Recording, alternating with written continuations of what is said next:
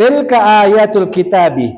Ini kitab, ini ayat Alkitab, artinya ada di dalam kitab ini, tulisan ini, ya, yang pernah disampaikan kepada para nabi-nabi dan rasul sebelum Nabi Muhammad SAW, yaitu Sufi Ibrahim, Musa, kitab Injil, kitab Taurat, kitab Zabur, semuanya ada di sini. Walaupun tidak disebutkan inilah yang namanya kitab Taurat, ini yang katanya Injil, bukan. Tidak seperti itu. Tapi kitab ini sebagian daripada Al-Quran itu ada kitab-kitab yang masuk di sini untuk memberikan tahu. Contohnya Nabi Muhammad tidak pernah tahu tentang Isa, tentang Maryam, tentang Adam, tentang Nabi Allah Ibrahim. Tetapi Allah memasukkan di dalam Al-Quran ini supaya mengenal. Untuk apa? Bila mana Rasulullah itu dalam keadaan sedih, dalam tertimpa musibah, dalam tertimpa caci maki, Muhammad, kamu jangan sedih. Nabi-nabi yang aku turunkan kepada mereka semuanya tidak lepas daripada caci makian mereka di sekitar mereka. Paham? Nah, ini kitab yang tertulis ini yang bisa dibaca. Tulisan yang bisa dibaca ini namanya apa? Kitab. Ya, kitab yang memberikan pengertian, bisa memberikan pemahaman bahwa apabila dibaca memberikan suatu kandungan yang dapat membawa kamu kepada hidup yang sebenarnya. Bahwa kamu itu dihidupkan tidak main-main.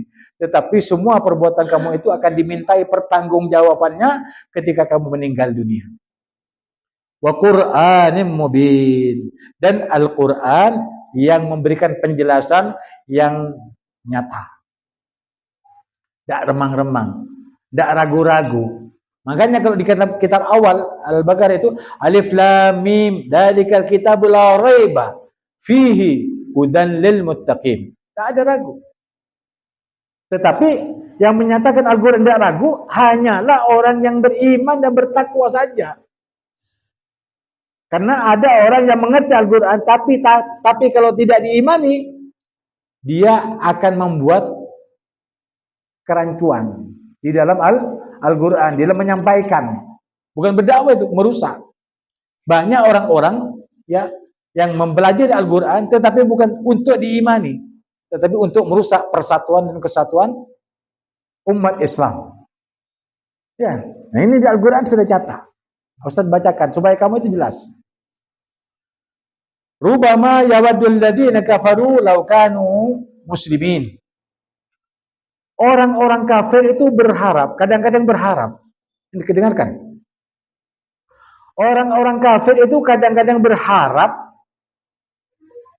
sekiranya mereka itu dulu waktu di dunia menjadi orang yang berserah diri kepada Allah dengan masuk Islam.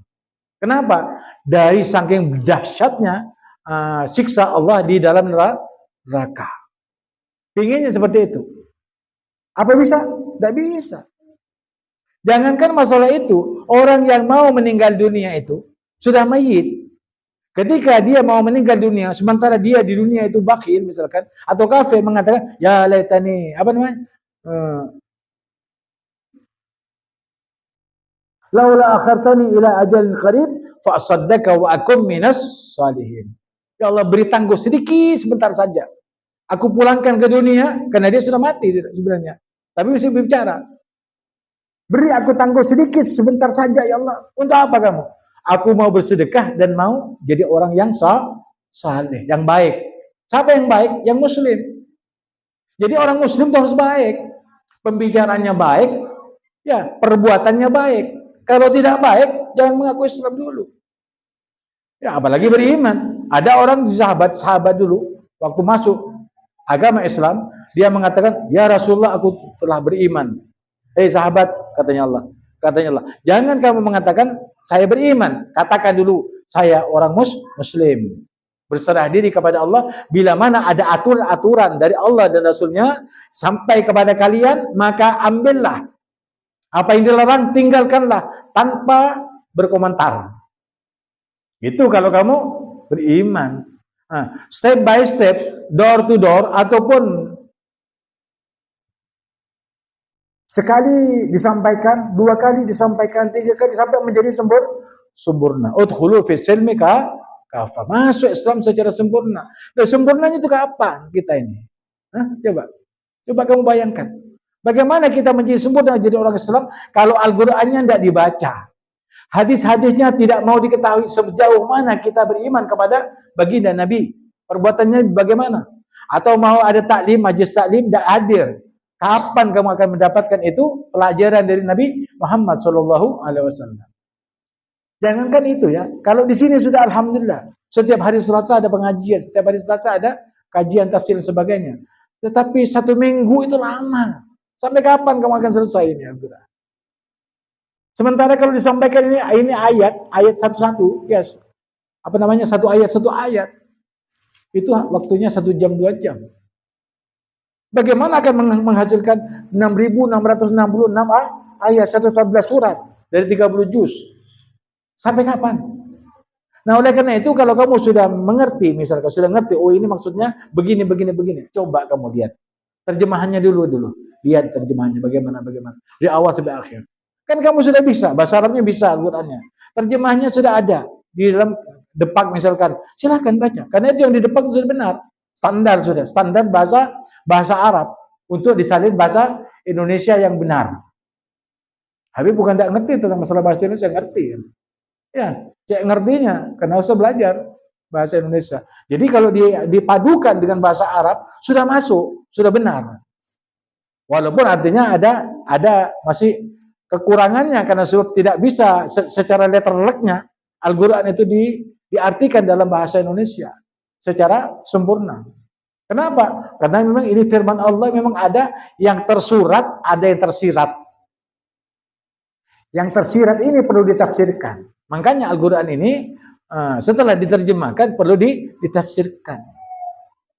Supaya apa? Supaya tambah faham, tambah mengerti isi dan kandungan daripada Al-Quran. Nah, kalau orang kafir itu nanti di akhirat, karena sebab panasnya deritanya mereka, sengsaranya mereka di alam mahsyar, ataupun di timbangan, ataupun di sirat, ataupun masuk neraka, ya, andai kata dulu saya di dunia itu masuk Islam, saya tidak begini maksudnya. Mau apa kamu? Ya, sudah terima saja.